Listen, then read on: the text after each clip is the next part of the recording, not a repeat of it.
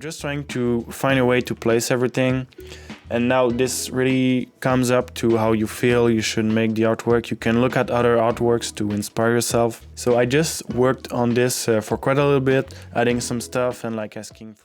Thanks so much for tuning in. This week I'm going to show you how to easily get some artwork that will fit the music project you're working on. I'll explain throughout the video what I'm doing, but the general idea is that you need to find a theme or color or style that really fits the project that you're working on. The artwork is actually the first contact that you have with your listener, so you need to make sure that as soon as you see it, you get what it's going to be about. You could have a very meaningful cover, you can have a really shocking cover, or something super simple. Those are all possible choices, and it's all legit choices, so you just have to think what would fit better what I'm doing. The most important thing to do is to make sure the intention of the project is supported by the artwork. Before going too deep into the artwork itself, I'm going to give some details about what the EP is all about. The general feeling I'm going for is something like reminiscent, like having flashbacks of the past. For this reason, I don't really want something super complicated. I want the viewer to think for himself what memories the picture is giving him. The EP is called Rooftops, and I'm also trying to make it relate to a trip I did to Korea. So if we can have a nice Korean rooftop for the cover, that will be pretty simple, pretty efficient. So that's what we're going to try to find. Alright, let's get into it and see how we're going to get there. So the first thing I want to do here is to get a nice picture to be really just the backbone of my design. There's a bunch of websites where we can get copyright-free content, and it can be for free. What I like to do is go over there, look around until I find something nice, and oftentimes you can just contact the creator and you can ask him if you can actually use what he put there. Technically, you could use it without asking anything, but I think it's just nice to contact the artists and just ask them for their permissions. And sometimes just doing so, you ask for, yeah, I like this picture with a girl on the right, and he goes, oh yeah, I have a full set with this one, I just put one online, so if you want more, I have a bunch. You never know what you can find online when talking with people. So just for example, I'm going to show here Pixabay, and there's also Unsplash and Pexels. I was looking for Korean rooftops, so what I'm going to search for is just that. So here, found nothing, we're just like on another website. So on Pexels, there's actually stuff that was found. We'll see if anything is working toward what we want to do. So just looking around Pexels and Unsplash, I didn't really find anything that I liked this much. On Unsplash though, I found this picture, which actually did not, there's no rooftop with it. When I saw it, it really struck me like, I knew I wanted this one. And I see a design going with this one that could actually have something about rooftops being added. So the first thing I do when I find this picture is I contact the artist, I check if they're okay with me using it.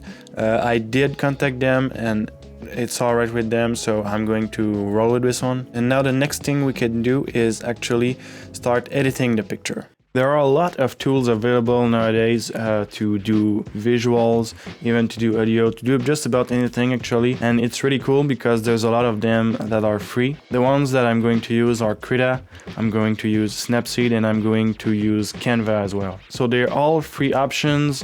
I believe Krita and Snapseed have some paid options, but totally not needed for what we are about to do. They're all free, high quality visual tools, visual softwares, and they're really easy to use. I'm not a pro at all in graphics, and I could handle myself with them pretty easily. Something to remember when we're working with pictures like that we took on websites like Pexels and Unsplash. We have to make sure, just like samples in audio, we have to make sure that the images are really unique. So we have to use some tricks like rotation, some tricks like cropping and filtering, just to make sure that the image is really different compared to the original file. Some additional information on what you're going to need for your release.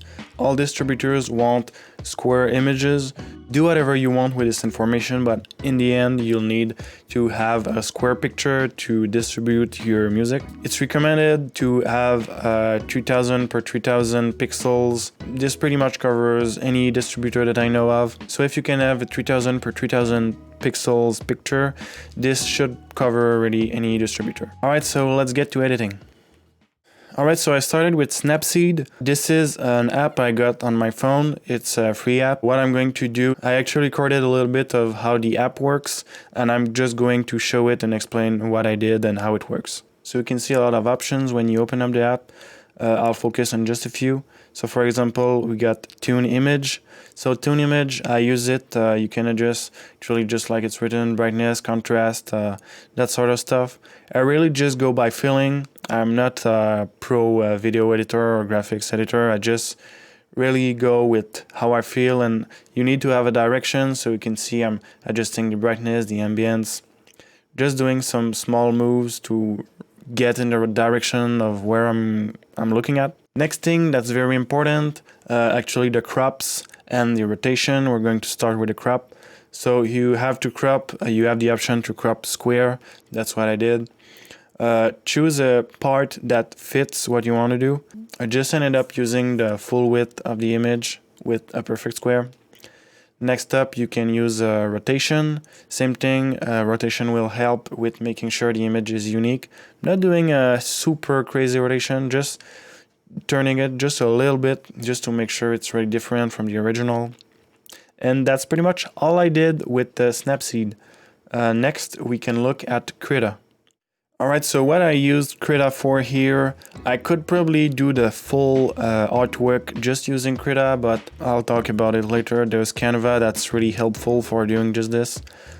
So in Krita, I use it kind of like a Photoshop software, and I just used it to hide this zone here, the text and the arrow.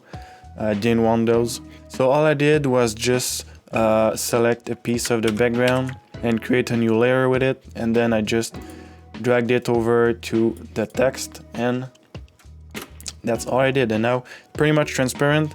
So now I'll talk a little bit about Canva.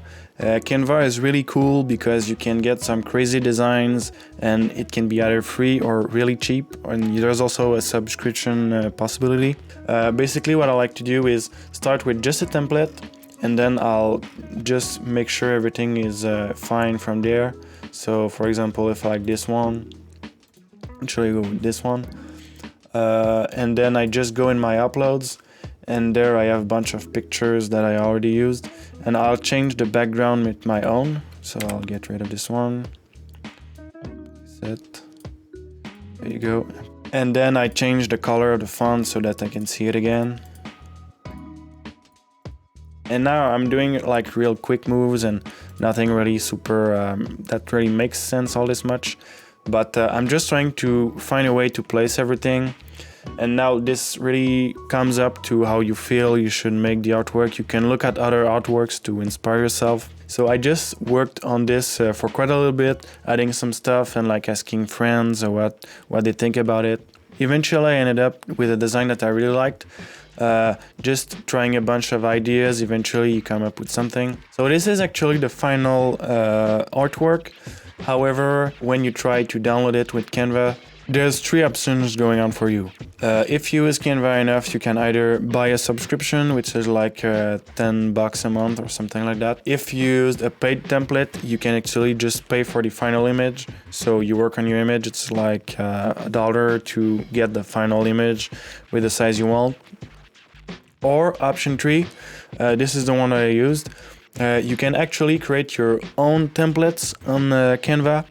And what I did is create a new template, which was 3000 per 3000 pixels. And then I just recreated the image that I already had. So here is the final version that I redid with the 3000 per 3000 pixels size. You can see if I open the old one, it's a bit different. You can see it's 1400 pixels per 1400 pixels.